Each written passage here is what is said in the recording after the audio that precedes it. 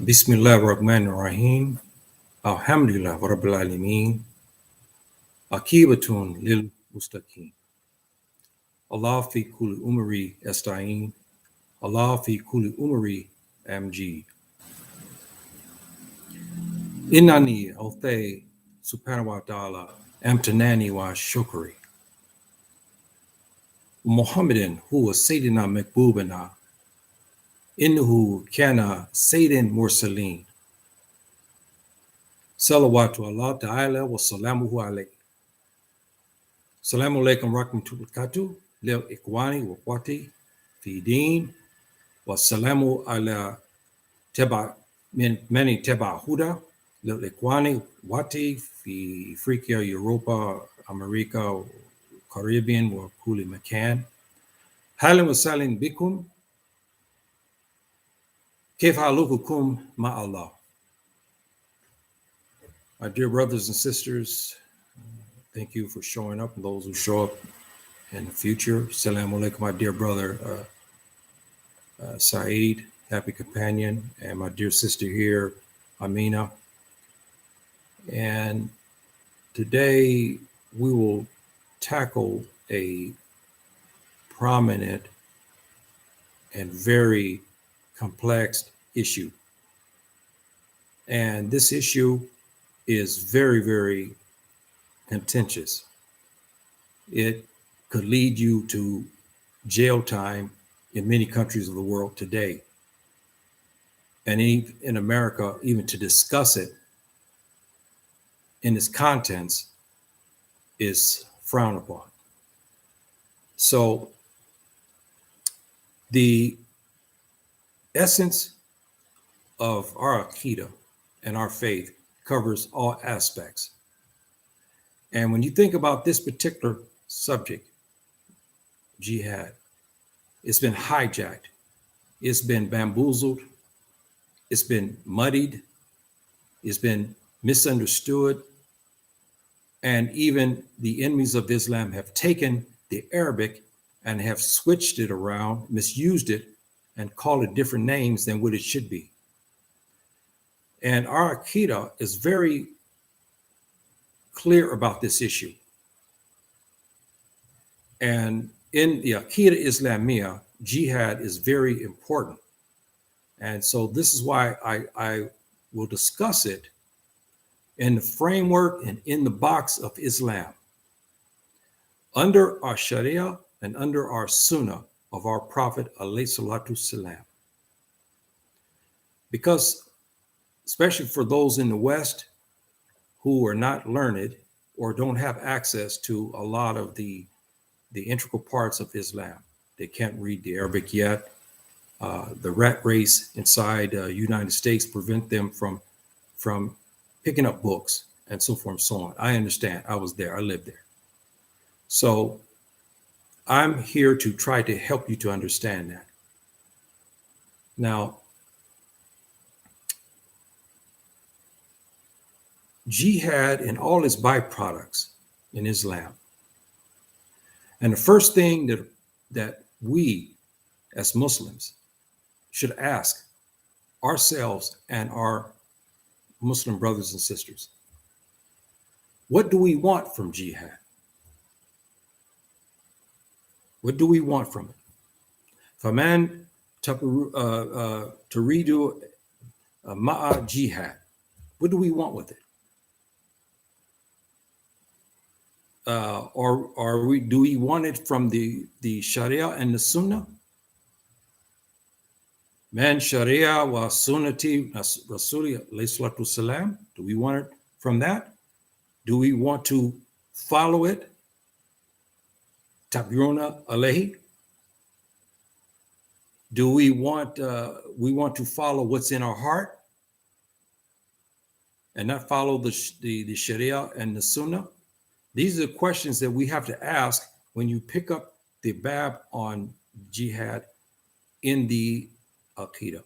I listed the book that I love very much, talking about the Aqeedah Islamiyah.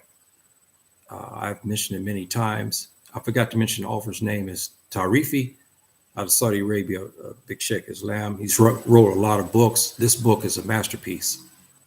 And I wrote the title for those who can read Arabic or learning Arabic. They should pick up, they can download this book. It's free, and you should get it to understand your Aqeedah.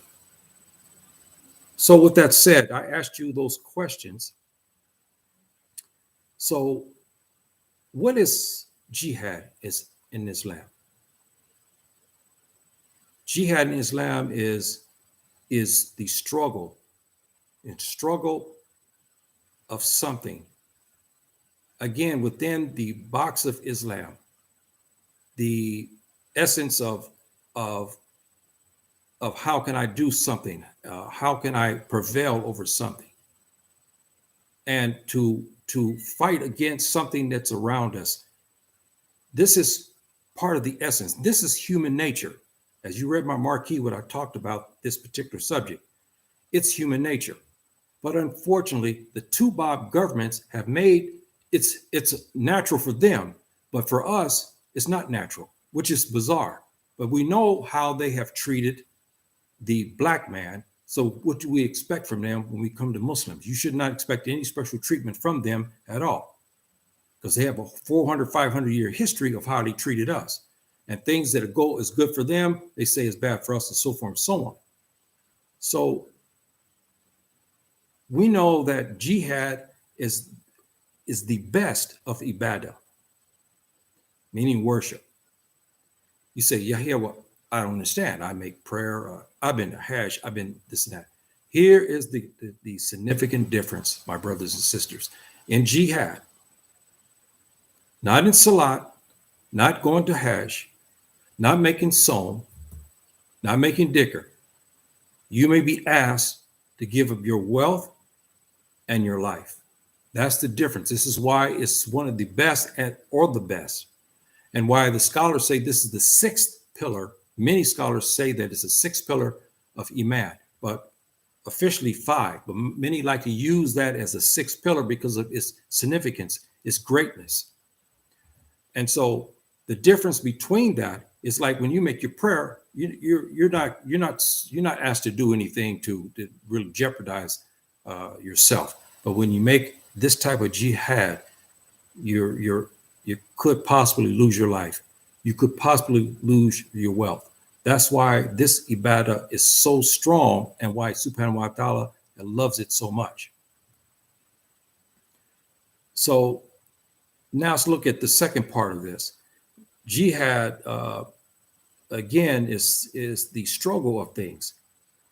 Struggle in things, meaning you as the Muslim, you struggle in your prayer, to maintain your dignity, to maintain your Islamic identity, especially in the West. This is part of jihad, my brothers and sisters. Those who live in Cleveland, Ohio, or Dallas, Texas, or Mobile, Alabama, or any place inside the United States, trying to maintain your dignity as a Muslim is a jihad, because you're struggling to maintain it with the odds and with the disbelief and all of the trials and tribulations that are there. You struggle. This is what we talk about, jihad. And we look at this, and jihad, we have to remember something. The essence, the core of jihad is what? The hands, speaking, the speaking and your intentions. This is very important. I'll get to that, inshallah, talking about your intentions, because your intent to do something must be according to the Islamic principles inside the box. I'm trying to get you to see what I'm talking about. That box is narrow. Subhanahu wa ta'ala is giving you the guide in the Quran. I gave you some heights in the Quran. There's many more. I could have filled the whole chat. I mean, I could have been coming for an hour. The verses in the Quran that cover this. And we have many hadiths from our Prophet, ﷺ. Our Sheikhs Islam from every era have talked about this, have wrote about this. And so the intention is very important in Islam. Your intent is very, very important, especially with the jihad. Now, we struggle in jihad with our hands, with our heart, with our tongue, even with our mind. Shaitan is fighting us. We struggle. We have things around us that we cannot change with our hands. We struggle. What's in our heart? We have the Shaitan will come to go to your nafs and get to tell you, hey, yeah, look, man, why are you doing this? Hey, come on, this, why don't you go down to your store here and get a brew? Go over there. The brothers on the corner over there, they're selling, hashish or something. Hey, what's up with that? Come on over here. Let's do this. This is the nafs. And so we struggle in that endeavor. Or the favorite one that's killing us today is that we answer that nafs, especially when it gets to the woman. And we're walking down and we see this particular young lady, older woman, whomever you are attracted to, and suddenly you begin to succumb to it. This is, again, a jihad, to fight against that, to fight against not making something haram in the eyes of subhanahu wa ta'ala. That's important, my brothers and sisters. You're going to have the trials and tribulations. You must fight through it.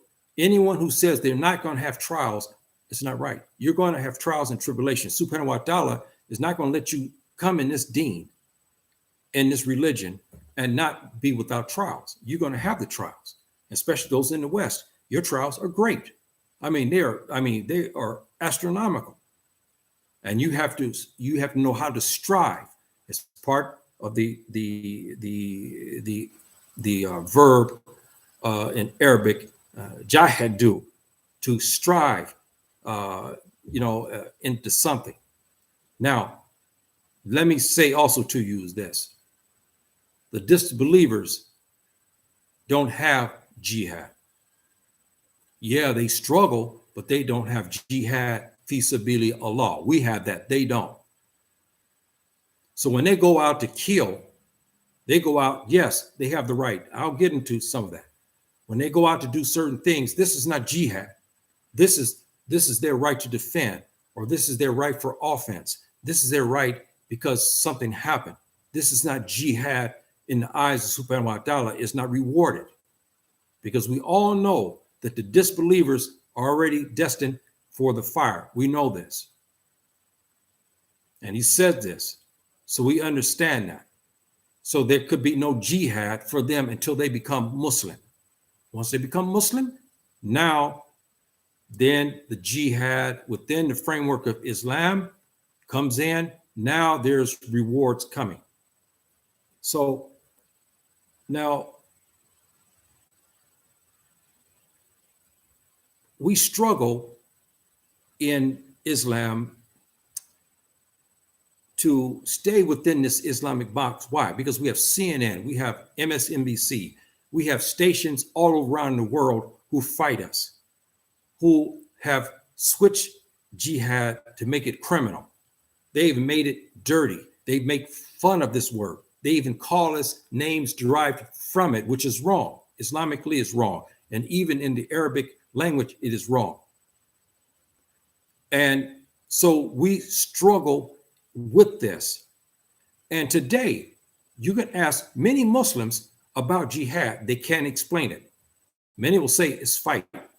Many say, no, it's go to do this. Many say it's that. They don't understand it, because basically, again, the Aqeedah Islamiyah with the Muslims today, even in Muslim lands, even where I'm sitting here in Morocco, even Algeria, Egypt, Saudi Arabia, you go across Mauritius, you go across the Muslim world. Today, the Aqeedah Islamiyah is very weak among us. And the Aqeedah is not being studied. It's been put under, and nobody studies it. They are many today, Muslims prefer to say, I'm just Muslim, and that's it. They just do basic, and that's all. They don't want to know anything about the Aqeedah. They say it's not important. And this is why we get in trouble with jihad. This is why jihad has gotten us in trouble since, before 9/11, but after 9/11 in particular. Now, we all struggle as Muslims to make subhanahu wa ta'ala's name supreme. This is one reason why we do make this jihad, to make his word supreme. That's very difficult when you live in Los Angeles, California, when you're surrounded by 99.9% disbelievers. You struggle to maintain the word of subhanahu wa ta'ala, even though you have people around you. You're at work, you work at McDonald's, everybody's disbelievers. They don't want to hear anything about that. And it's difficult. So you're in a unique position, and a position that I don't relish because I live there. How do you maintain that? How do you make subhanahu wa ta'ala's word supreme? By you following the Sharia and the Sunnah the best of your ability and lead by example. And those who are eligible for dawah, you give it to them. But let me tell you something about that before I get on about the dawah. Some of the fuqaha ulama that I follow have tackled this issue recently about the dawah, and I agree with them fully on the fatwa. They were talking about, if you're going to give dawah, you should have knowledge to do it. This is where we people today say, I'm making dawah. So they do certain things, they make certain programs, they have no knowledge. When somebody comes and asks a question about the Aqeedah, they cannot answer it. They don't know where even to go to get the answer. This is detrimental to the word of subhanahu wa ta'ala. So before you go to if you say you're going to make dawah, you better make sure that you yourself are as well educated in all the aspects as much as you can of Islam, the Aqeedah in particular. Because you're going to be questioned by somebody, and you better have the answers, or you may lose that person, or you may lose a whole bunch of people, because this person will go and spread things, especially at work. And this happens many times. We have brothers who come to Islam, and then they go to the lunch table and start talking about Islam. Somebody asked him a question about the salat. He can't answer it. They laugh at him. That's why some of our esteemed scholars today say, don't engage in this until you have the knowledge. That's why it's important, my brothers and sisters, that you do have the knowledge. Now, when you talking with your family, you trying to get moms and pops to Islam, that's different. Or sisters or brothers, some family members. I'm talking about outsiders, especially hardened disbelievers. It's not easy to give them dawah. You have to have knowledge, because they look at CNN, they look at MSNBC, they look at the Islamic think tanks, they see the movies. So they may come at you with some questions. You need to answer that. Now, in Islam, we have two main principles of the subject. We have the offensive jihad. I know people waiting on that. And we have the defensive jihad. And what I'm about to say is going to upset all camps who look at jihad in this way, in certain ways. We have some people who think of jihad in one way. We have also other brothers who think of jihad in another way. But I'm going to give you what I know and what has been said in the Aqeedah Islamiyah. The offensive jihad, generally speaking, is taking it to the enemy. Yes, my brothers and sisters, this is a true fact. But here's something that's always being left out, because they don't understand the Aqeedah. The offensive jihad have to be orchestrated and approved by whom? The imam. The imam in this context is the ruler of the country. That's right, my brothers and sisters. You can't just leave Fez Morocco and say, hey, man, look, you know what? I'm going to join the brothers over in Kenya to do this. No. If the imam of the country has not given you the permission to do it, it's not jihad. This is where we get in trouble today, my brothers and sisters. We don't understand actually what jihad is in Islam. And offensive jihad is not all of us getting together and deciding now to go jump somewhere without the approval of who? The imam. He has to give the approval for this, or it's not jihad. offensive jihad. Now, who do we talk about? The imam. We're not talking about the imam of the masjid over in Cleveland, Ohio, or Dallas, Texas, or Houston, Texas, or in Los Angeles, California, or sitting here in Fez, Morocco. No, the imam in this context is the ruler who has control of the government, the armed forces, the police, and so forth and so on. And he has directions, and we're supposed to follow him. This is the part where we are troubled today about this word and about the conditions for it. And because the people do not understand it, this is why we get in trouble. We have people running all over the world today, and they thinking that they have made jihad when in fact it is not. Now, those in the West, they have a special problem because they don't have Muslim rulers. And they decide they see something's going on in Syria. They see something's happening in Pakistan. They see something's happening in Bangladesh. They see something that's happening in Myanmar against the Muslims. They see the brothers and sisters in Kashmir. They decide they're going to take actions on their own. There's some answers to that, but the scholars are differing about that, about how you can do that. But I will say something to you, my brothers and sisters, about jihad. The offensive jihad, it's a very narrow window. And you should always err on the side of caution. If you live in the United States, you know, if you go to jihad, to go fight, to struggle, go with your brothers somewhere, what's going to happen to your family there? Something can happen. Second, do you have a fatwa? Did you receive a fatwa from somebody, from some learned scholar? You write to him and say, look, my name is Yahya Shabaka. I'm living in Los Angeles, California. I see my brothers in Kashmir. I want to do this. I want to do that.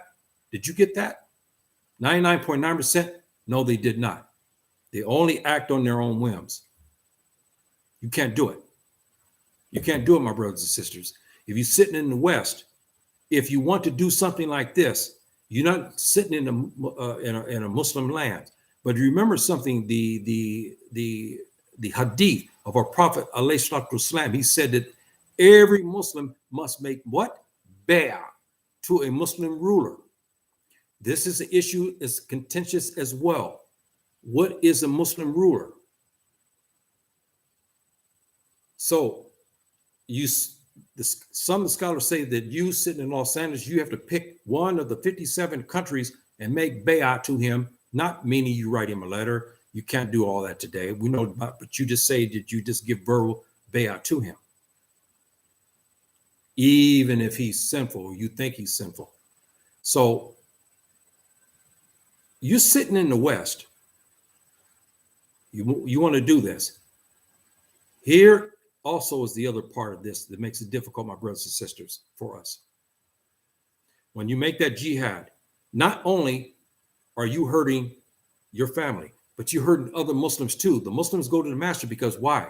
The governments, the two-bout governments like that. When you personally do something and they find out that you went to Kashmir, they go after the masjid, they go after your family, they go after other Muslim families. Now they got a vehicle to start the search. Oh, you know, Yahya used to go to this house here. Yahya used to go to McDonald's over here. He used to go to this masjid here. And they use that as a vehicle to go after other Muslims.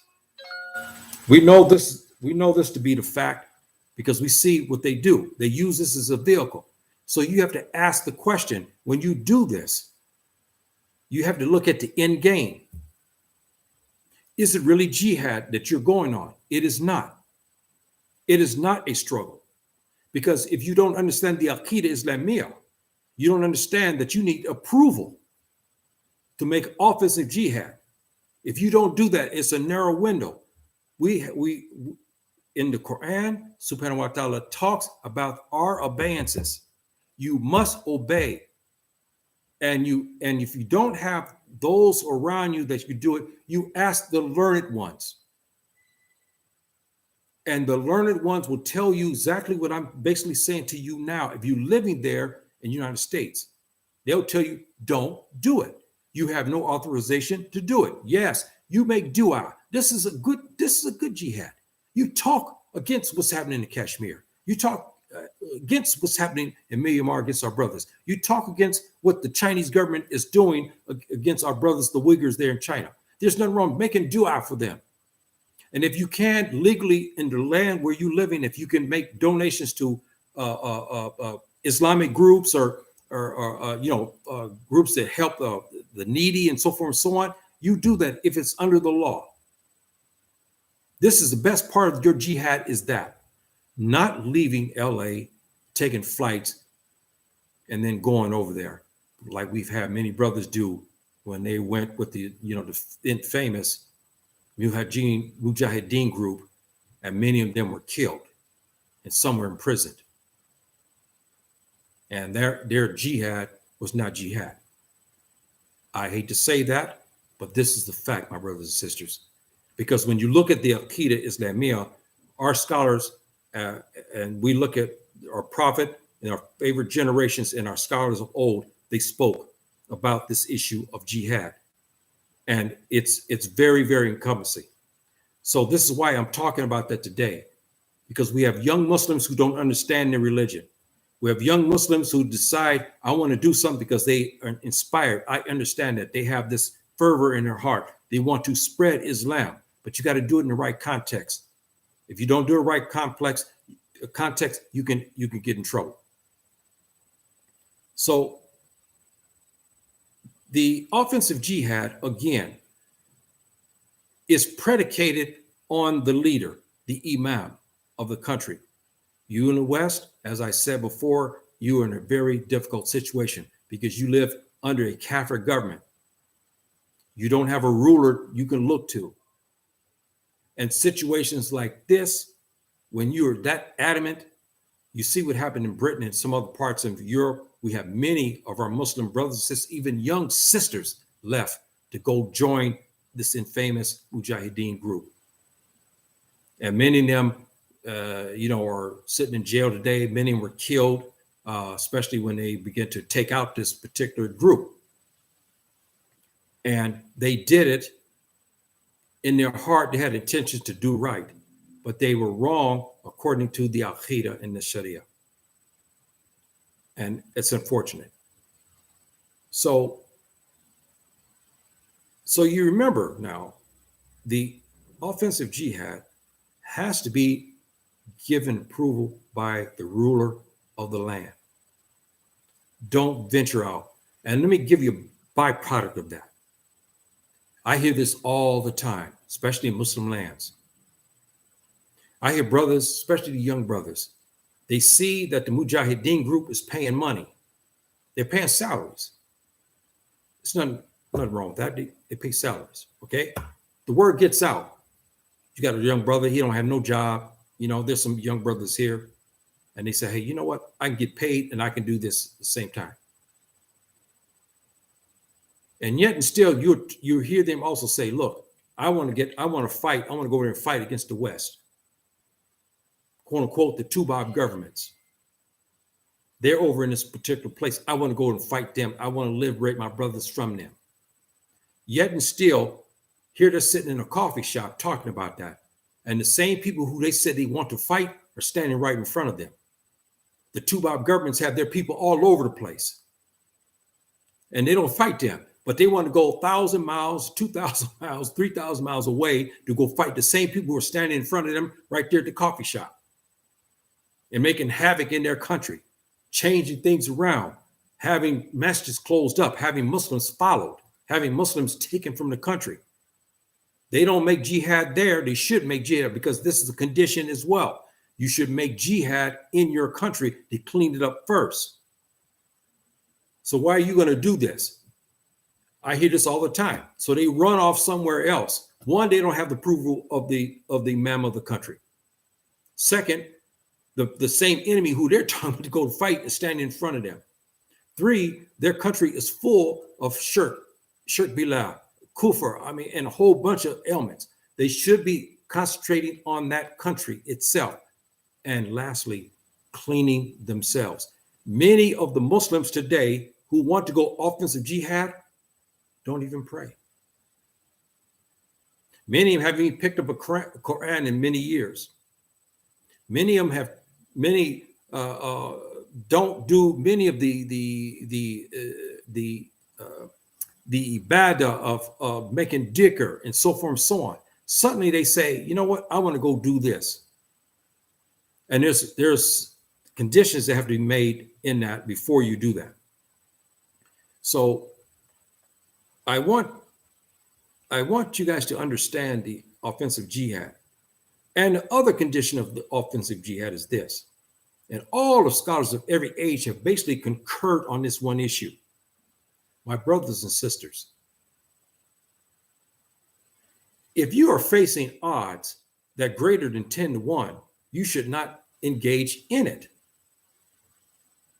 This is where we part ways again with many mujahideen groups today because they have forgotten this issue. If you go to Surah Anfal, Surah Jihad, I've talked about this issue about subhanahu wa ta'ala. I think it's in verses 168 and 169, if I'm not mistaken. Subhanahu wa ta'ala has given a decree saying that what a Muslim is worth 10, meaning in regards to fighting.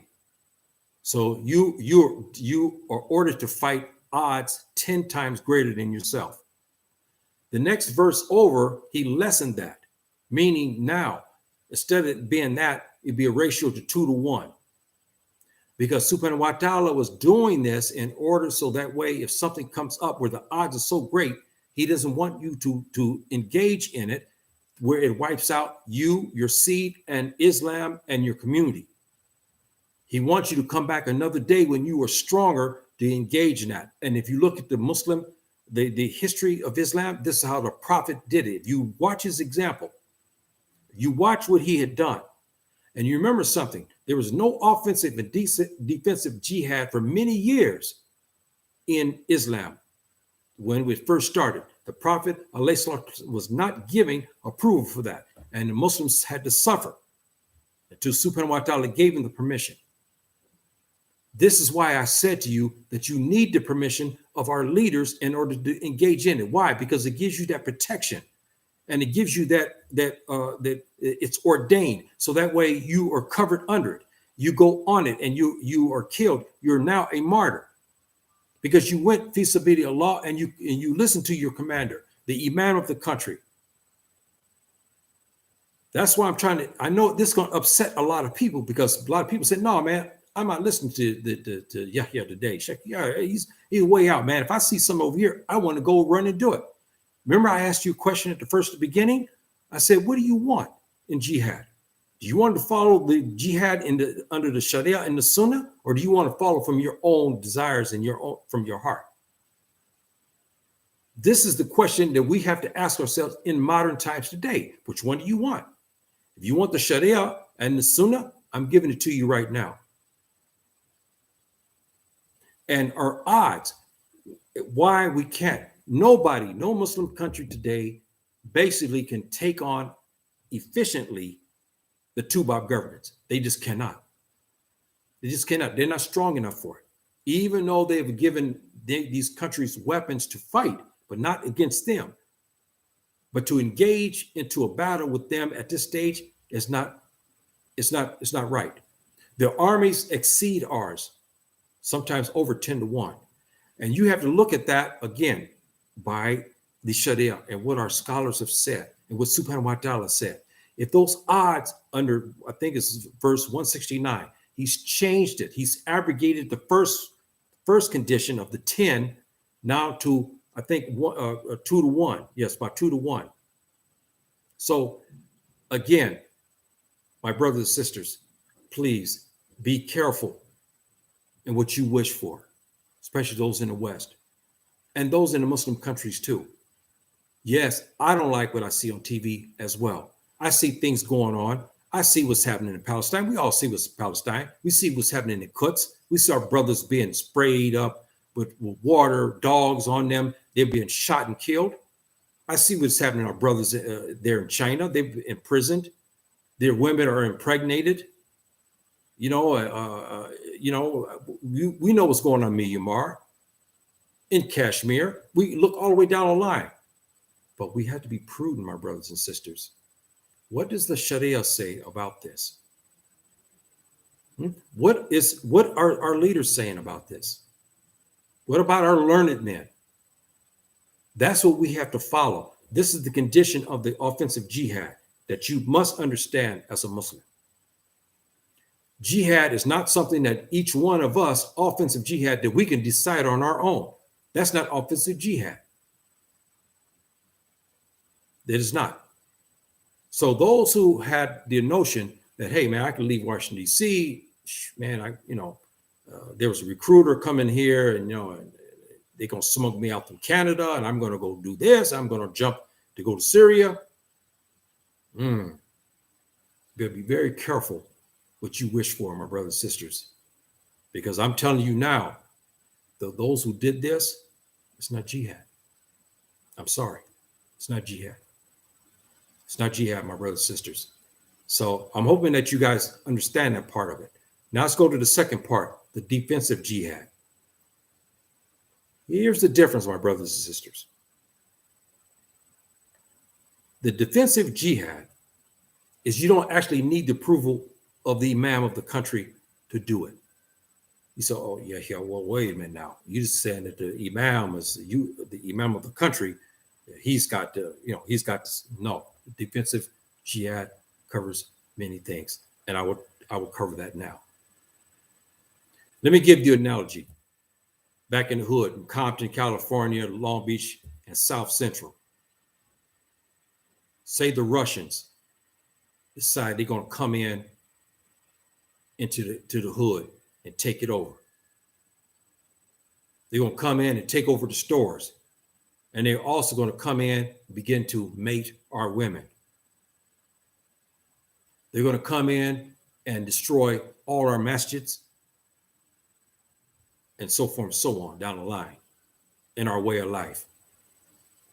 The brothers, the melanated brothers of South Central LA, Compton, Long Beach, the Samoans, the Tongans, the Hawaiians, African Americans, Mexicans, Bolivians, all the way down the line. All the melanated brothers are not going to have that. They're going to deal with them. The defensive jihad is this. You have the right to protect your property and your own under the Islamic banner. You don't need the approval. If a man comes inside your house, now there's two things you have to think about this, and you hear me out on this one. You're sleeping at night and someone comes inside your house. The man says, look, I come here. I know that you keep, $1,000 here in the thing here. Our scholars are kind of different on this a little bit. Half our scholars are saying, you need to deal with this man. This part of your wealth. The other part of our scholars, and we have something that their prophet has said about hadith about this as well. They say, no, you let him have the money because you can replace that. You don't need to fight him. But the other scholars answered that. He said, look, if you allow this man to punk you inside your house, what if he comes back next week and he comes in your house again when you're sleeping and he comes and now he demands more? What you going to do then? So you have two arguments here about this issue. But one thing is clear that they both do concur on is that mujrim who come through your door at nighttime and he begins to go after your wife and your daughter, you must fight him. If you are killed in this regard, you are a martyr. Nobody is saying that you will stand there and let them do this to your family. No, you fight to the death and you do what you got to do to rid him. Just like I said, the brothers are sitting there in Compton and Long Beach and South Central. The Russians come invading into the hood. You have a right to dispose of this son of a bitch. That's the bottom line. That's what they are to do this type of stuff like this. You have a right to dispose of them. And you do the best you can to protect your home folk, your community, your women, and your daughters. That man come in your house, you have the right to protect yourself and your property and your wife and your children. But again, our scholars differ as far as wealth goes. If he comes only, he's looking just to get money. Do you give it to him? Some say yes. If you know that you can't overpower this guy, then you let him have your wealth. You can replace that. But the other scholars said no, because if you do let him, he's going to punk you next week or 2 weeks from now or a month. He'll come back because you know you easy target. So what you going to do? So we have to look at those things, my brothers and sisters, all those aspects of the defensive jihad. And again, you don't need the approval of the imam of the country for that. You're walking out, and the man says, "Look, man, give me your wallet." Again, the scholars saying, some say, you know what, give it to him. Others say, no, you fight him because this is your property and wealth. So I'm giving you all the aspects so you can understand jihad. You can understand the defensive part of it and the offensive parts of it. This class is not one day. It's many, many, many days. And it covers far deeper subjects than I'm tackling now. I'm giving you some of the basis for you to help you out, because we have a lot of misunderstandings about it. We have the two Bob governments in particular have made this even a crime. So I'm trying to help you so that way you can understand the importance of jihad, but also engage in jihad correctly. So when you get that urge, I understand that when you're sitting in there in LA, or you're sitting in Fez, Morocco, and you get that urge, you want to go and deal with the disbelievers of what they're doing. You remember what I've said to you here about that offensive jihad. You make sure you got some paperwork. You understand? You make sure you have the approval from the leader of the country, the imam of the country. And usually he will ask his learned men about that subject, and there'll be a fatwa, a journal fatwa issued in regard to it. And you remember what I've been saying the last couple of weeks. You hear I always err on the side of caution. I said I prefer to return back to the 10th century with the Murabitun and the Wahidun, the groups who ruled in Morocco and Andalus, Spain, as we know at that time. They did things, they had a fatwa. Even the imam of the Muslimin, he got a fatwa. He talked to the learned men when they wanted to go do something, they got a fatwa. I prefer to do that. I prefer to look back to the 10th century. I like that because I have somebody who's not emotional, who will go and who's more learned than me, go into the issue, and he'll look at it and he say, okay, Yahya, you can't do this. And he'll maybe caution even the imam of the country who has to make the decision. He'll tell the imam, no, our odds, they're like it is today. The odds are we have only 100,000 soldiers. This country here, this two-bob country, they have 5 million. Those odds are too great. We cannot win. And they got all the high-tech military madness. They can blow up, kill our women and children and everybody else in our future generations. They have to look at that. This is why I said, my brothers and sisters, and the offensive jihad and the jihads like this, you should have paperwork. You should have paperwork. You should have some fatwa. You make sure you hear that it's a fatwa issued and you have it available for you, that the imam of the country has given you authority for it. Don't listen to these groups today where people run and talk about you need to do this. If you're a real Muslim, you need to leave where you are to do something like this. No, don't listen to that, my brothers and sisters. You cannot. That's not jihad. Now you're following only what's in your heart, and you're not following according to what the Sharia and the Sunnah says about this issue. The defensive jihad, you must, again, you have the right to defend. As I said, that man comes through that door there. And he starts going to the bedroom of where your daughter is. Brothers, you are obligated to fight under the Sharia. You are obligated to fight to protect your daughters and to protect your wife from the Muslim who comes in. So you have to look at that. You're out on the street and the guy wants to rob you. Our scholars are saying, no, that's your wealth. You have the right to protect it. Other scholars says, no, you should let him have it because it can be replaced. Now, here's the other issue to that. If the man comes, he's got a knife, and he's telling you, you know what, Yahya, I know you're a strong Muslim, but you know what? I'm going to make you I'm gonna make you. I want you to make ridda tonight, meaning apostasy in Islam. I want you to denounce Islam. He's got the knife in my throat. Scholars say you denounce Islam because subhanahu wa ta'ala knows in your heart that you will not, that you don't believe this, but you're doing it out of duress. That's the difference, my brothers and sisters. It's a difference. And also, if you walking down the street and you're an old man, and these are young punk or punks, you know you can't take them out, and you know you can live another day, and you may be able to do something about these three guys at another time. Don't engage them. Give them what they want, and come back another day. You can learn from our prophet. That's what he did, alayhi salatu wasalam, until he got strong.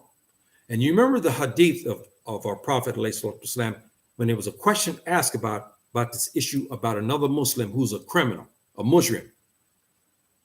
He likes for you to report that to the police, but if the police do not listen to that, and the guy comes back, you have to do what you have to do to protect yourself. This is some of the issues, my brothers and sisters, that we deal with every day. And this jihad is something that is not something to play with. It's a serious matter. And so when we discuss it, we must always understand what this jihad entails. Now, let's look at the other issue here. In the hadith of our prophet, ﷺ, he talked about jihad. There will be a group of Muslims from every year, all the way to Yom Kippur, that will fight fi sabilillah. So I don't care what CNN, MSNBC, all these think tanks and these governments are trying to do to wipe us out. We're going to always have some that's going to fight in the truth of Islam. They're going to fight. And our prophet said that in a beautiful hadith, that it's going to be among our ummah that we'll have some of us will be fighting in jihad all the way to Yom Kippur. They will preserve the Quran. They will preserve Islam. And we will see this. Because if you look at the hadith of the Prophet, especially talking about the last hour, you'll see segments here of what's happening down the road. And we're going to have some serious people is going to come in the future, like the Jihad and also the other Antichrist who will come to start to kill off mankind. And so we're going to have some serious things to do to combat these people, and the Muslims will always be there and they will prevail. Now,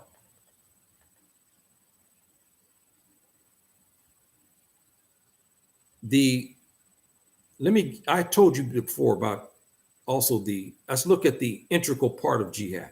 We talked about the offensive, defensive part about jihad. We talked about that. But let's look at the essence on the common folk like ourselves.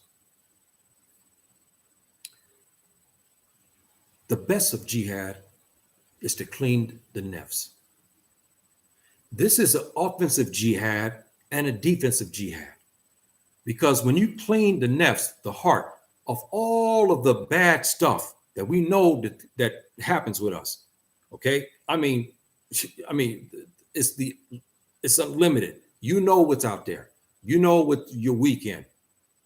This type of jihad of cleaning the self is so important, my brothers and sisters. If you can't clean yourself, how can you manage to have, if you want to go quote unquote jihad offensively and you're filthy in your nafs, you have a problem with subhanahu wa ta'ala. So the first integral part of jihad is cleaning the nafs. You've got to clean that heart. How do you do that? By praying to subhanahu wa ta'ala, making advances upon his sharia and the sharia of his prophet, alayhi salatu wasalam. This is important. You must understand that. Also, making sure that you understand what subhanahu wa ta'ala wants from you. Making dhikr to him a lot and to our prophet, alayhi salatu wasalam. Making timely prayers, even the times when you don't feel like it. You make those prayers. You get up at nighttime to make tahajjud 1 hour, 2 hours before Salat al-Fajr, and you begin to pray to Subhanahu wa ta'ala. This is one of the best times that it's you and Subhanahu wa ta'ala. He loves that. His ibadi comes and he gets up. It's cold in the winter. You get up out of bed. You go make your wudu. And then you come to make rakats to Subhanahu wa ta'ala. And you begin to ask Subhanahu wa ta'ala to bless you, to forgive you, to strengthen you. This is the integral part, and therefore, of jihad. It's the nafs. The nafs is a killer. If you don't clean it, you're doomed. Second part of that is fighting the devil. Now, we all have our wars with the devil and the shayatin, the demons, and those who follow the demons and the shayatin, the demons and shaitan, the devil. You're obligated to fight him. You're obligated to fight him offensively and defensively. When you're in prayer, he sits there and he goes in your mind and he tries to tell you to start thinking about, hey, you know what? Hey, man, remember that beautiful girl you saw at the store there? And he starts trying to put things in your mind to get you away from your prayer. You must fight him and those who worship him, who are in his party. You're obligated to fight that. And Subhanahu wa ta'ala has talked about that in the Quran. You must fight that. That's the second condition to that. The integral part of jihad is fighting shaitan. Third, fighting the hypocrites. The hypocrites are so difficult to fight because sometimes they're standing right next to you and you don't know they're hypocrites. And sometimes you know they're hypocrites, but you don't have all the evidence, but you can't fight them in such a way because you have no power to really stop them. But you're still obligated to fight against them. If you can't do anything, you expose them. You're obligated under jihad to fight against the munafiqeen. Munafiqeen is the hypocrites in Arabic. You must do this. And you fight the hypocrite in the best way you can. One of the best ways is your example. And when Subhanahu wa ta'ala begins to bless you, I'm going to tell you right now, especially when you become a devout believer, when you begin to take on the first cleaning your nafs, and you're getting good at this, and you're very well, you're strong in your nafs, your heart. And then Subhanahu wa ta'ala, see you're fighting shaitan. He can't get you away from prayer. He can't make you go out on the street and do this. He can't make you go take a beer and hashish, or he can't make you do certain things. Subhanahu wa ta'ala see that. Then you come to the hypocrites. He'll begin to give you things that'll be beyond your scope of understanding. You begin to see things that you didn't know that you had before. You'll be able to see people out there, and you'll know them to be hypocrites, even though you have not actually seen them in action, but you will know them to be hypocrites because Subhanahu wa ta'ala has blessed you with the insight and hikmah. He does this to you, his believers. You can see this many times. I'll give example of that. Khalid, Saifullah, radiallahu anhu, when he was in Yemen, and remember they had the Ridda Wars and so on and so on. Now Khalid was going about trying to fight the Kabilas, the village, the ethnic groups, in the desert who have kind of left the religion, and so forth and so on. When he got to these one particular people, they had talked about, they knew Khalid. They were afraid of Khalid because they know he was Saifullah. Saifullah means the sword of Allah. They knew that. They were very frightened of him. And so they got together, and before he was about to make his entry, they got together to talk about that. They said, okay, we will entertain Khalid. Some said we will try to fool him. We'll try to lull him to sleep, so to speak. And then one would come to assassinate him. This is one Kabila was trying to pull this. Khalid was sitting in there talking with the chiefs. And what happened was, the man who was supposed to do the killing, Khalid saw him come up through the door. Khalid raised up and said, this man is with the devil. And they got him before he could try to get to Khalid, because Khalid would kill him anyway. But the brothers who were there along with Khalid got him. And yes, he had the knife. He admitted, yes, I was here to assassinate Khalid. How did Khalid get this insight, my brothers and sisters? Because one, he cleaned his nafs. Secondly, he fought Shaitan. Subhanahu wa ta'ala blessed him, and our prophet blessed him by saying he was the sword of Subhanahu wa ta'ala. So he gave him special hikmah, special powers, so to speak. The man came through the door. There was many of the builders came in there. He shook hands with them. He went to talk to them. But when this one man came through, he knew he was from the devil. He was there to get him, and he called him out. That's what I'm talking about, my brothers and sisters. So now we get to the fourth part, the disbelievers. You're obligated to fight the disbelievers, my brothers and sisters. You have to. You have to fight them. Now, you heard what I talked about, offensive jihad, irrespective of that. But we're not talking about now wartime. We're not talking about going out in war, because today you must forget about that, because there's nobody in the 57 countries I know strong enough to take on the Tubab. They cannot right now. They cannot. They may be able to sustain certain things, but the devastation they will lay in the country, they will kill off our future generations if you try to engage the Tubab governments today. You cannot do it. So you fight them in other ways, but you're obligated to fight them under the banner of jihad. You fight them by resisting, like I'm talking about right now, when they dirty up the beautiful language, the Quranic Arabic, and they take our words and they butcher these words. You're obligated to fight against them on that. Like right now, they talk about jihad is this. Jihad means to kill. Jihad means to do this. No, I'm giving it to you. You explain what jihad means, so that way these people, these disbelievers who come, who talk about that, you can silence them with your knowledge.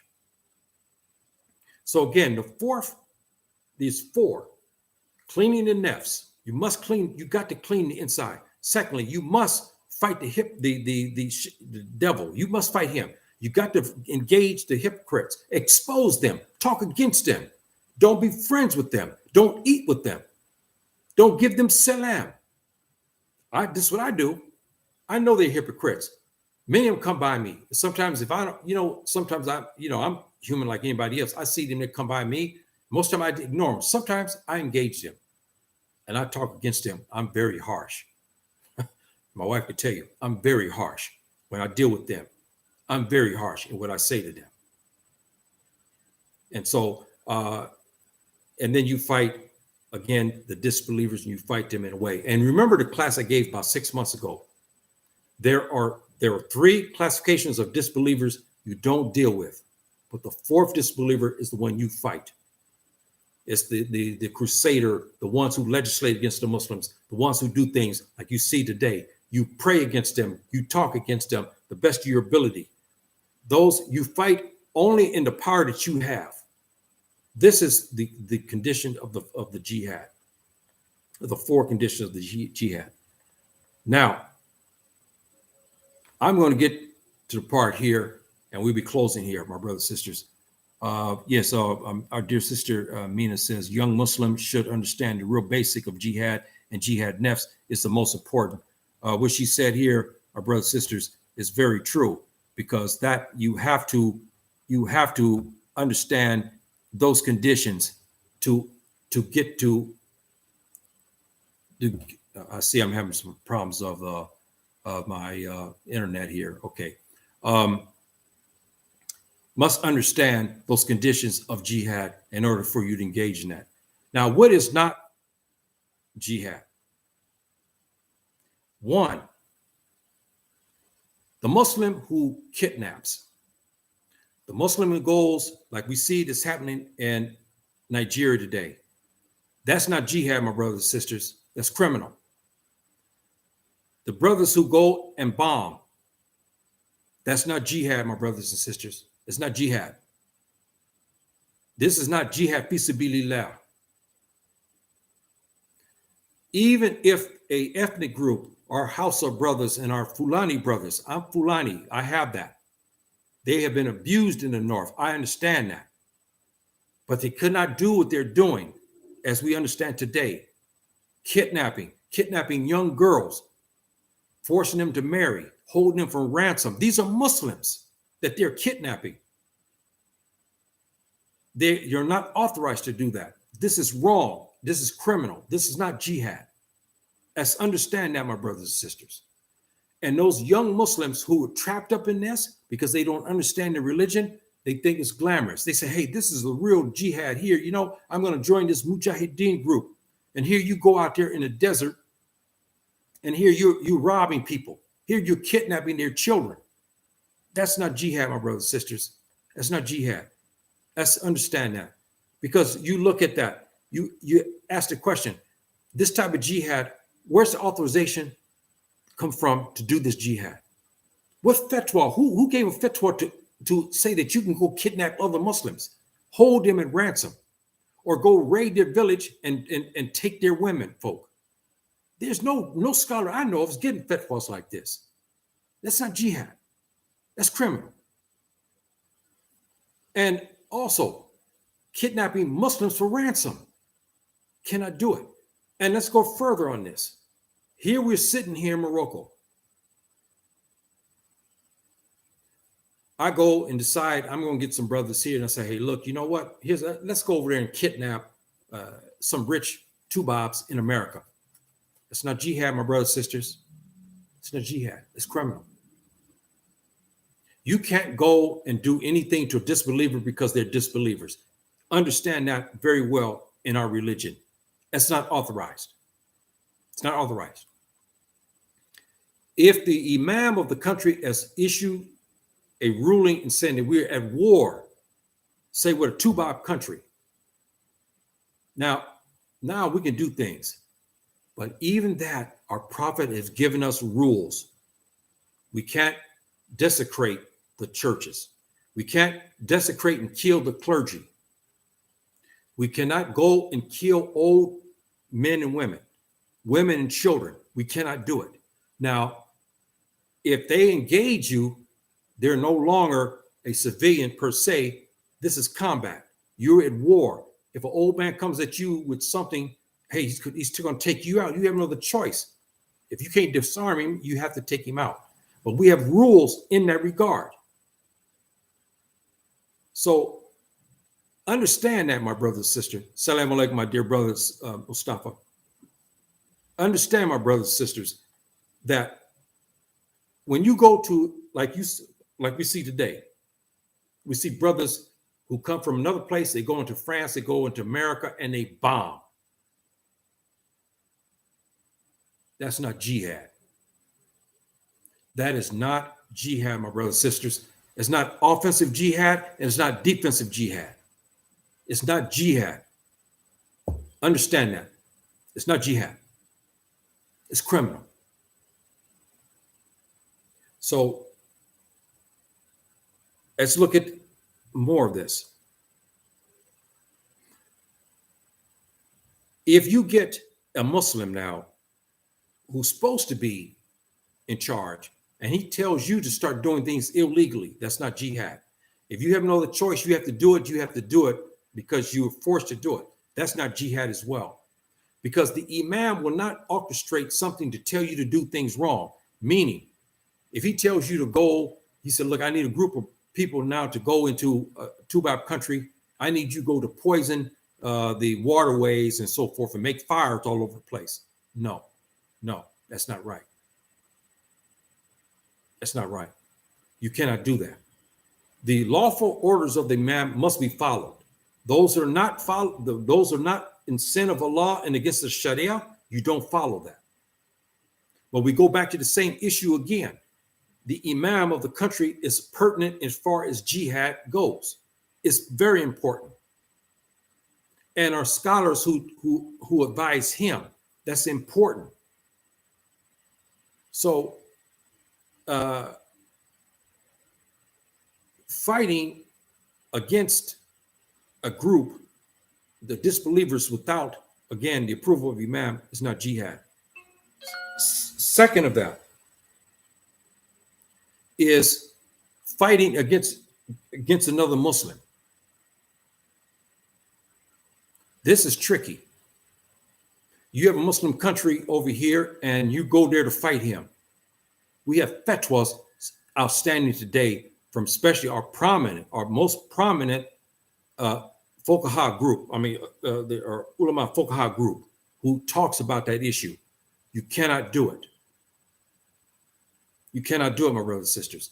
And then let's look at this. 1A, you go fight him to bring him to democracy. You cannot do it. 2B, you can't overthrow his government and bring him, and he's running under the Sharia, to bring him under democracy, or to put a tubab ahead of your country. That's not jihad. That's not jihad. That's criminal. Also, 3, when the Muslim now is being funded by a kafir group or tubab kafir country, you give money for him, and then he gives you instructions what to do. That's not jihad, my brothers and sisters, because no kafir is supposed to be the imam over any Muslim. And this is where our people are making mistakes today. Most of our groups are being funded a lot of times by tubab governments, and they give them instructions. That's not jihad. That's not jihad. Let's understand that. Now, also, if in this jihad, our rulers are telling us to come to kufr and shirk, that's not jihad. You cannot do it. If you're ordered to go and to fight somebody and he's into the Sharia, and someone's telling you above, look, we're going to bring him to the democratic ways and means, this is kufr and shirk, because democracy is kufr and shirk in Islam. You understand, my brothers and sisters? It's called tahakma ila ta'ut. It means it's the rulings of the evil. And if you look at the rulings of America, Canada, France, all the countries, they don't follow subhanahu wa ta'ala at all. They don't even follow the Sharia of Isa alayhi salam, Jesus alayhi salam. They don't follow that. So their rulings are evil. And then you're going to take them rulings and you're going to remove our imam to bring him to kufr and shirk? You cannot do it. This is not jihad. Don't engage in it. And you're going to come and say, well, hey man, I'm in jihad. I'm going to go over here and remove this guy. Understanding that you're moving him to bring in to kufar to rule over the Muslims in that country. It's not jihad. It's not jihad, my brothers and sisters. And remember, Surah 4, my catch-all. Surah 4, 141. Subhanahu wa ta'ala said he will never allow the disbelievers to have their way over the believers. And here you are saying you're in jihad and you're bringing the way of the disbelievers over the Muslims. No, it's not jihad. Now, also, the Muslim, we're going to get an issue of fiqh. If you have a Muslim who's telling you to do something that you know it's wrong and it's kufr, it's disbelief, and you follow it anyway without any, you're not coerced. This is called kufr iradi. I talked about that. It takes you out of the fold of Islam if you meet the conditions. Kufr iradi is when you know that what this person's telling you is wrong, it's disbelief, it's criminal. I give you an example of that. This is happening in the countries today a lot. You have the tubab. The tubab has got money in his pocket. He's getting all the weak Muslims that are around him. He knows which one is criminal. He knows which one is weak. He doesn't go to the strong Muslims. He goes to the weak Muslims. He gives them money and he tells them, look, I want you to go after Yahya when he goes to the masjid. We have this. I've been recipient of this. I know that. That's not jihad. This is kufr and shirk on their part. This is kufr iradi because they know the order that's coming from the tubab. It's an illegal order. It's kufr. You don't fight your brother without cause, and you don't stop him from going to the masjid. This is kufr iradi. See, this is kufr iradi and fiqh. It takes you out of the fold of Islam.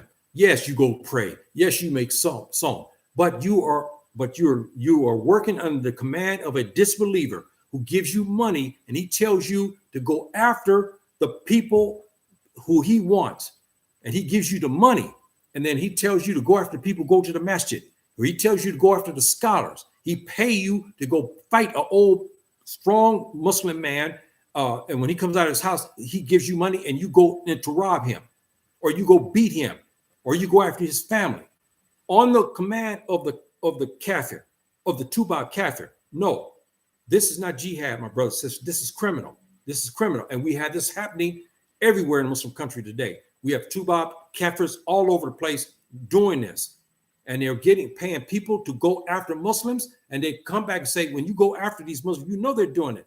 And I have arguments with them all the time. I said, man, why are you after me? I'm Muslim, I come Muslim. They're getting money from the kafir to come after me. And you ask them, what are you doing? Why are you doing it? Oh, I'm putting food on my table. They're telling me, I got approval from this. I said, who gave you approval for you to go after Muslims like this? There's no approval for that. It's kufr, and it's shirk billah. This is kufr iradi. The acceptance of a Muslim who makes this type of order. And also there's shirk ta'ah, meaning you give obeyances. Here is the other part of this to take you out of the fold of Islam, my brothers and sisters. It's shirk ta'ah. Shirk ta'ah is when you now have made ta'ah. Remember, you always hear me say every week, ta'ah, meaning obeyances on the command of the kuffar, the crusaders. And now you've made bay'ah to their program, and it's called harb salibiyah. And you go after Muslims in their regard. This is shirk ta'ah. You out. You're gone. And if you look at, again, Nawaqid al-Islam, number 8, that covers this part about kufr iradi and shirk ta'ah. It takes you out of the fold of Islam. This is not jihad. The Muslims who said they're doing this, who are engaged in this, will argue and say, I'm Muslim, I pray, I make song. But yes, I make ta'ah on the Tubab. He give me money, and yes, I'm working under his command. So I do what he tell me to do. This is kufr iradi and shirk ta'ah. Because many of you give obeyances to this Tubab kafir who's doing this, who's making you do this against Muslims. You're gone. This is kufr iradi, shirk ta'ah. I want that understood, my brothers and sisters, because we have a lot of young Muslims involved in this. And it's deadly. It's on your iman. It takes you out of the fold of Islam. It's called kufr iradi and shirk ta'ah. This is a fiqh issue in the Sharia as well, and it'll take you out of the fold. Be very careful of that. And also, when the last part of this is when the person turns around, the Muslim, and his intention for jihad is not good. He going jihad because of money. He's going to jihad because he wants a woman. He's going on jihad because he sees the property in this beautiful island. So he figured he's going to go make offensive jihad to go get, property, acres of land free from his jihad. This is not jihad, my brothers and sisters. It's not, because the niyyah, the intention, is wrong. You go there to get women. You go there to get wealth. You go there to take land, okay, and many other things, to have a way of life, to gain wealth from this type of stuff like this. This is kind of thing here is not jihad. So you got to understand that part of the jihad. And lastly, the jihad offensive again, and many aspects of jihad, the byproducts of jihad, without the permission of the imam of the country, it's not jihad. I'm sorry, my brothers and sisters. That may burst the bubble of many Muslims thinking that they can do whatever they want, quote unquote, under jihad, under offensive jihad, and you don't have the approval of the imam. You don't have paperwork in your hand, a fatwa authorizing you to do it. Don't do it. Stay away from that, my brothers and sisters, please. We have many brothers and sisters dying, and that's not jihad. They're leaving LA. They're leaving Fez. They live in Fez, Morocco. They live in Algeria. They live in Ghana. They live in many places on offensive jihad without the approval of the Muslim ruler, and they die because of it. and they go there and they get trapped and they can't come back home when they find out the Al-Qaeda of the group that they're gone is not right. Now you're in trouble. You can't make it. Now you can't even come back home. You get home, you come back home to your country, you get arrested. This is why I'm saying we must learn our Aqeedah Islamiyah. And today, jihad is one integral part of it. You got to understand that, my brothers and sisters. And last, I'm going to talk about this last part, and I'm going to close, my brothers and sisters. I'm a little long. The Christians go after us a lot. The Jews go after us a lot as far as jihad goes. They go after our Prophet, ﷺ, a lot. They call him warmonger. They call them Muslims in every generation warmongers. We always looking to fight wars, offensive jihad against everybody. They say that we have authorization from our Prophet to kill any disbeliever anytime we want. We can rob them, steal, we can lie to them, we can do what we want to them. We hear this all the time. Well, let me ask you something. I put a question and I think I took it down. You Christians, did Jesus, Isa, alayhi salatu wasalam, did he engage in jihad? The Christians who may listen to this, or those who may be listening to what I'm saying now, did Jesus, alayhi salatu wasalam, engage in jihad? Many Christians will tell you no, because they say Jesus is far different than our Prophet, alayhi salatu wasalam, Prophet Islam. That's what they'll say. They'll say our man did not do it because they don't understand jihad. Jesus, alayhi salatu wasalam, was in jihad. He was trying to clean himself, which he did. He was trying to clean his population, what he was trying to do. He had an enemy that he had to fight. All of this is part of jihad. Okay, he was in defensive jihad. But here's come the offensive jihad, my brothers and sisters. That trumps the Christians when they come after us and say our prophet was a warmonger, he was a killer. Luke 19:27. I mentioned this on a couple of the shows. I think Saeed's program before. I mentioned this. Luke 19:27 in the Bible. Listen what Isa alayhi salatu wasalam said. He said, "But those my enemies, which will not that I should reign over them, bring them hither and slay them before me." Hear that right? This is what he said. In 1927, Isa alayhi salatu wasalam said, those enemies who do not want to stay under my rule, that means slay them. I wanted to bring that out because we'll have Christians here, they'll laugh, say, oh, yeah, he's talking crazy about jihad. We know about these Muslims, they're this and that. Whoa, you better go back to your own scriptures, my dear Christians.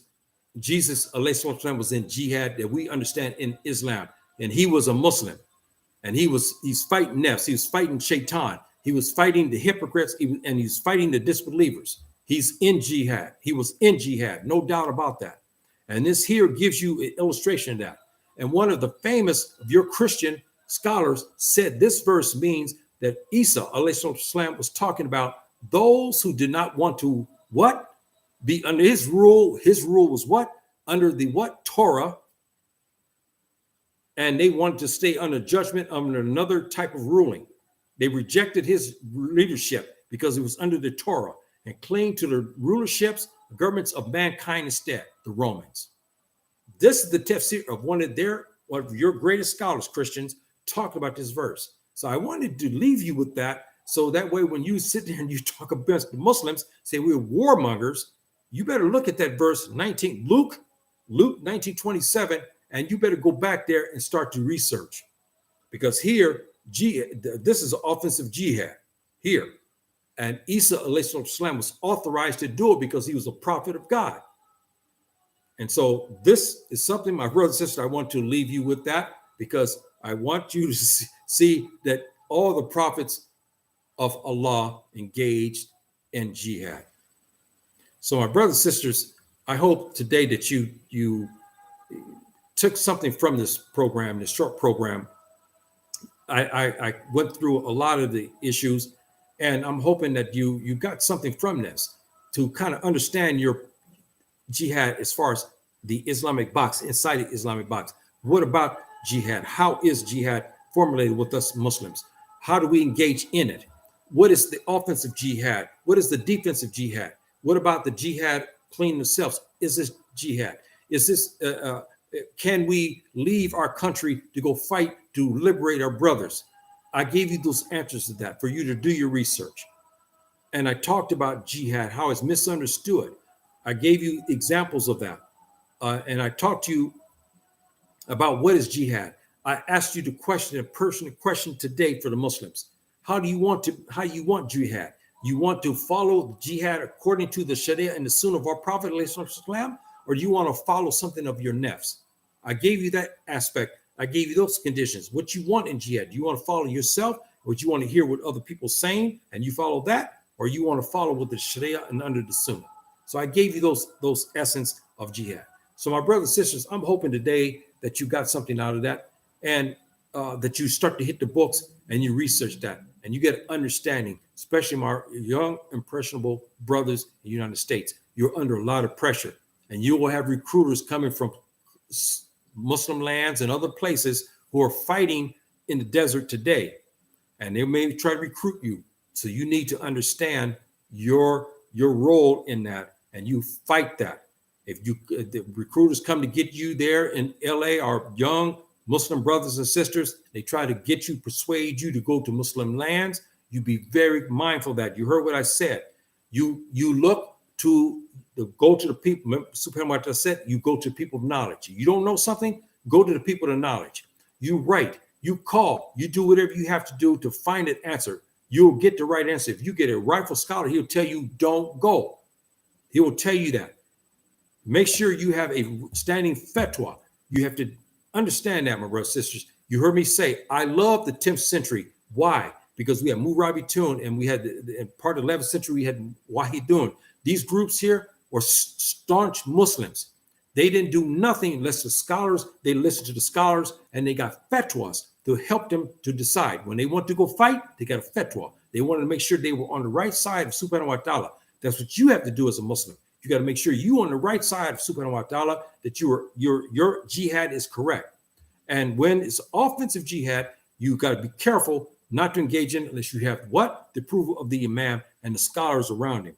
You got to make sure that the defensive jihad is different. I gave you examples of defensive jihad. They come in your house, you want to take your money, you have an option. You can either give it to him and let him go, or you can fight him, because Prophet gave you, he said, you're a martyr if he comes and try to take your wealth. He kills you and you fight him off. I gave you that. But some of our scholars said, well, wait a minute, you got to be careful of that, because if you don't fight and so forth and so on, then this was going. They may come back to punk you out later. So there's a lot of issues even to that. So I gave you those instances, but all the scholars of old have all concurred one issue. If the mujrim, the criminal, comes in your house and he begins to go after your wife and your children, you must fight to the death, and you must expel him the best way you can. I gave you the analogy of the brothers in the hood, Compton, California, where I was from, Long Beach, in South Central LA. If the Russians come into there to come take over, come after our women, come to destroy our way of life, change things around, you have a right to expel those men. You got a right to get them out of there. This is defensive jihad. You don't need the approval of the imam to do that. You can throw them out. You move them out of your community. Get them away from your women. This is defensive jihad. You don't need approval from the imam or fatwa for that. You engage those people who come after you in your area, in your community. You engage them and you stop them to move them out. So my brothers and sisters, I was long today, but I gave you something to think about and something to research and everything. Brother Mustafa, thank you for showing up, my dear brother. And Amina, thank you for showing up. And Happy Companion, thank you, my dear brother. So my dear brothers and sisters, I'll leave you with this beautiful, beautiful words of Jinnah. Assalamu alaikum. Rahmatullahi wa barakatuh.